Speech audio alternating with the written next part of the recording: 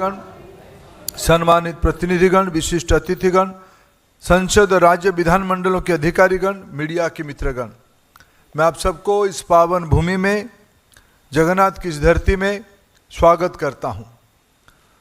समानता, सम्मान और न्याय संबंधित वादों के लिए आपकी समिति की विशेष भूमिका रहती है, आपकी संकल्पना रहती है। 1968 से देश में संसदीय प्रणाली के तहत इसको संसद की अलावा, संसद की निर्दिष्ट कार्य समय के अलावा बारीकी से सभी विषयों को, वास्तव में ये सारी बारीकियों से इस विषय को समीक्षा करना इस समितियों की काम है। लोकसभा में, केंद्रीय स्तर पे, राज्य स्तर पे ऐसे विषयों की सभी बेस्ट प्रैक्टिसेस को अनुभव करने के लिए माननीय लोकसभा अध्यक्ष जी की प्रजातंत्र को देश की नीचे स्तर तक ले जाना, विभिन्न राज्यों तक ले जाना, राज्यों के अनुभव को समझना, इस प्रकार की विशेष पहल के लिए मैं उड़ीसा की ओर से और देश की ओर से माननीय लोकसभा स्पीकर का आभार प्रकट करता हूं। उनको अनेक अनेक बधाई, अनेक अनेक शुभेच्छा प्रजातंत्र को नीचे तक ले जाने के लिए। और कहाँ आप ले आए मित्रों, मैं आप सभी को उड़ीसा में, इस जगन्नाथ की धरती में, और आप इस समय में आए हैं जहाँ ये सब किसानों की प्रदेश है, देश हमारी किसानों की है। किसान जब अपना पहला फसल उगाता है और वो पहला अर्घ्य महाप्रभु को और भगवान को, अपने इष्ट को देता है। कल ऐसा ही एक उत्सव उड़ीसा में हम लोगों ने संपन्न किया है।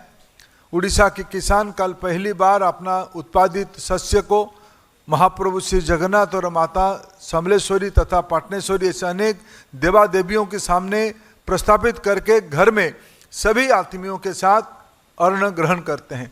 मैं आप सभी को भारत के इस बृहद परिवार में नुआखाई की, इसको हम लोग नवार्ण कहते हैं, नुआखाई कहते हैं, इस नुआखाई की पवित्र पावन अवसर पे उड़ीसा में भी स्वागत करता हूं।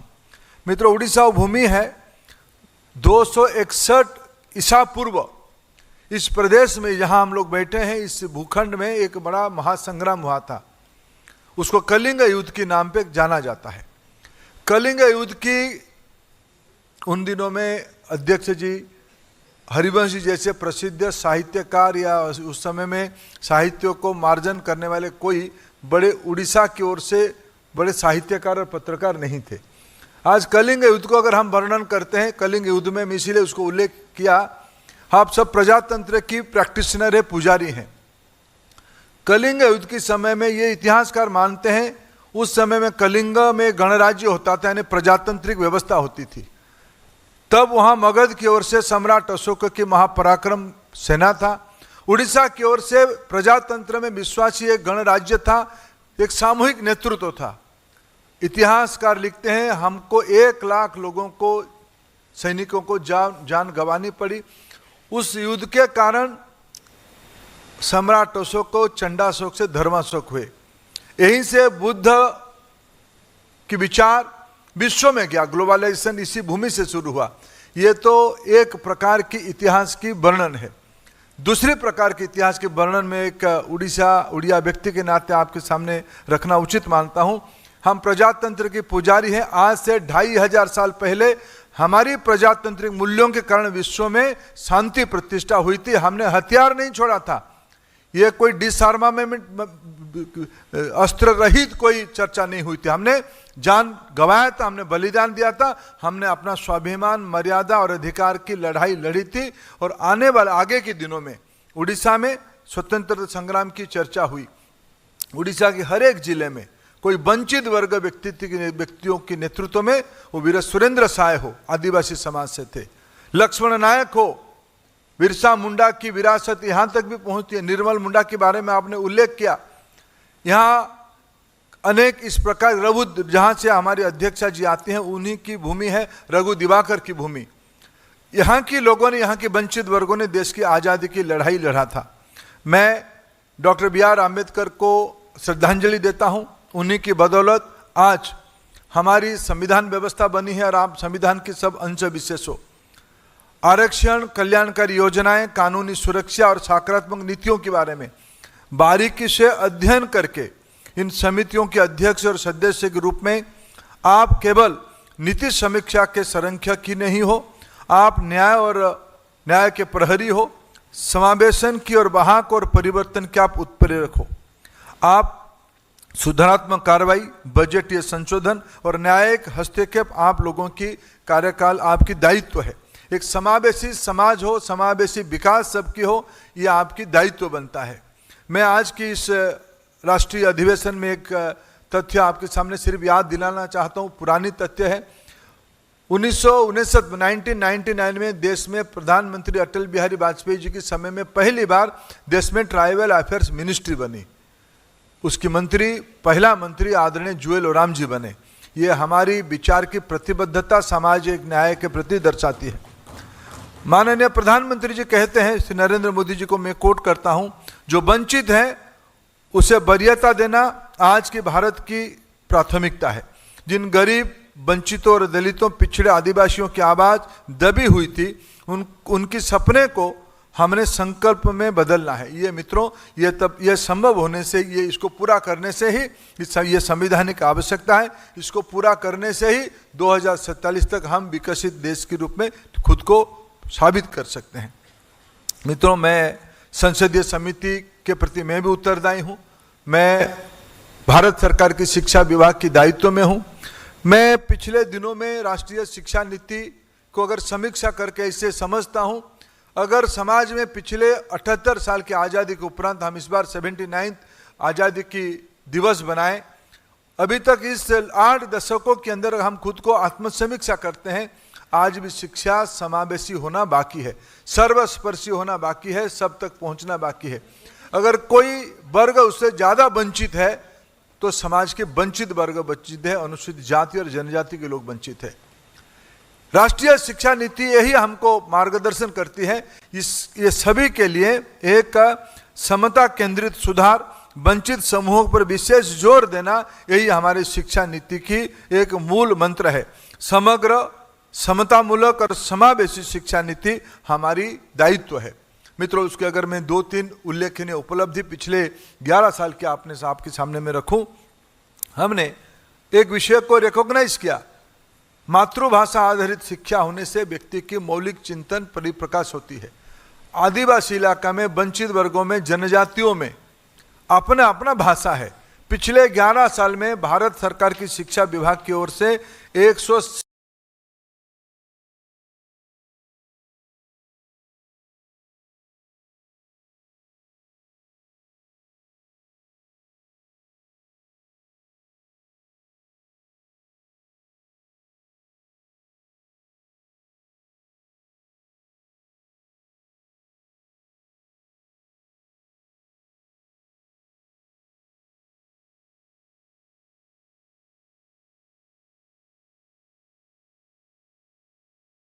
46 लाख विद्यार्थी होते थे, आज 66 लाख विद्यार्थी हुए हैं।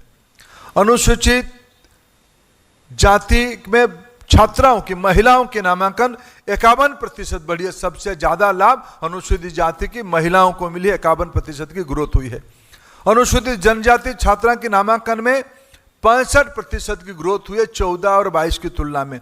पहले 16.41 लाख विद्यार्थी होते थे, आज ये बढ़ के 27.1 लाख विद्यार्थी हुए हैं। अनुसूचित जनजातियों में सबसे अगर किसी वर्ग का ज्यादा प्रगति हुई है, महिलाओं की प्रगति हुई है, 80% बढ़ोतरी हुई है। आज संजोग देखिए, आज हमारी उड़ीसा की सुपुत्री, जनजाति समाज के एक वरिष्ठ नेत्री श्रीमती द्रौपदी मुर्मू देश की राष्ट्रपति बनी है। पिछले 10 साल में शिक्षा की प्रगति सबसे ज्यादा हुई महिलाओं के अंदर। हमारी एक मांग, बहुत मेरे वरिष्ठ सांसद साथी यहाँ हैं, जब अध्यक्ष जी आपकी संरक्षण में हम संसद में अपने कामकाज का उत्तरदायित्व रखते हैं, एक प्रश्न सदैव आती है कि भाई SC/ST व्यक्तियों के लिए नौकरी में जो संवैधानिक व्यवस्था है, जिसके बारे में आप आपके राज्यों में और केंद्रीय स्तर पे आप विशेष दायित्ववान होते हो, चिंतित होते हो। मित्रों, मैं एक तथ्य आपके सामने रखना चाहता हूं। ये तो हमने संविधान में बाबा साहेब की कल्पना के कारण हमने आरक्षण की व्यवस्था की, हमने उसको संवैधानिक दायित्व मानते हैं, उसको हम पूरा करते हैं।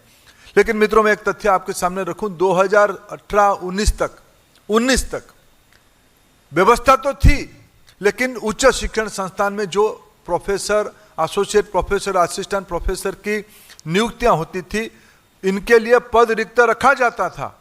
एक बार इंटरव्यू में अगर वो पद नहीं भरता है तब उसको नॉट फाउंड सुइटेबल कैटेगरी में परिवर्तित करके उसको जनरल कैटेगरी में बदल दिया जाता था। केवल कागज में अनुसूचित जाति जनजाति के अधिकार कोई दिखाया जाता था। मैं धन्यवाद दूंगा अध्यक्ष जी, माननीय प्रधानमंत्री नरेंद्र मोदी जी को। उन्होंने देश में आपके माध्यम से कानून लाया, पहली बार देश में कानून बनी। अगर वो पद खाली रहता है तो खाली ही रहेगा, जब तक ये भरा नहीं जाएगा एससी, एसटी, ओबीसी की कैंडिडेट के द्वारा, तब तक इसको भरा नहीं जाएगा। नॉट फाउंड सुइटेबल को प्रधानमंत्री नरेंद्र मोदी जी ने इतिहास की पन्नों में पहुंचा दिया है। आज तो एससी, एसटी और ओबीसी कैटेगरी की नौकरियों में जिनके अधिकार है उनके लिए उसको सुरक्षित किया जाता है, क्योंकि हमको 2047 तक देश को विकसित बनाना है। अध्यक्ष जी, आपकी उपस्थिति में और राज्यसभा उपसभापति की उपस्थिति में मैं आपको सुखद सूचना एक देना चाहूँगा। हमारी राज्य उड़ीसा देश की पहला राज्य है जो भाषा के आधार पर 1936 में एक नया प्रशासनिक रूप लिया था। संयोग देखिए, देश और 22 साल के बाद आज़ादी का शताब्दी बनाएंगी और हम भाषा भित्तिक राज्य के रूप में और 11 साल के बाद अपना शताब्दी बनाएंगे। यह उड़िया लोगों के लिए और देशवासियों के लिए अमृत काल है। इसी लक्ष्य को पूरा करने के लिए एक ही शर्त है, समाज के वंचित वर्ग अगर ऊपर आएंगे तब जाके समाज विकसित हो पाएगा, उड़ीसा विकसित हो पाएगा, हमारे देश विकसित हो पाएगा। हमारा देश, अभी प्रधानमंत्री जी ने आह्वान किया लाल किले की प्राचीर से, हम 100 साल पहले स्वराज्य के लिए लड़े थे, अभी हमारी दायित्व बनता है समृद्धि के लिए लड़ाई करना। अभी लड़ाई तो नहीं करना, दायित्व लेना है। सबका साथ सबका विकास, यही हमारी मंत्र है। आज की इस 2 दिवसीय कार्यशाला में निश्चित रूप में समाज के वंचित वर्गों के लिए सारे माननीय विधानसभा सदस्य, विधान परिषद के सदस्य, राज्यसभा और लोकसभा के सदस्यों की सुचिंतित परामर्श जो अपने अपने समितियों में होती है, आज इस 2 दिवसीय सम्मेलन में आपके मार्गदर्शन में बेस्ट प्रैक्टिसेस का आइडिया एक्सचेंज करते हुए सरकार में बैठे हुए हम जैसे मित्रों को आप परामर्श देते रहोगे। आपके परामर्श से ही नीति बनेगी, नीति से कल्याण ही होगा। मैं फिर आपको एक बार आभार प्रकट करता हूं उड़ीसा में इस सम्मेलन को आयोजन करने का अनुमति देने के कारण। उड़ीसा की विधानसभा के अध्यक्ष को भी धन्यवाद देता हूं, आप उसकी मेजबानी करने के लिए। आप सभी को इस पवित्र भूमि में फिर एक बार स्वागत करते हुए बहुत बहुत धन्यवाद।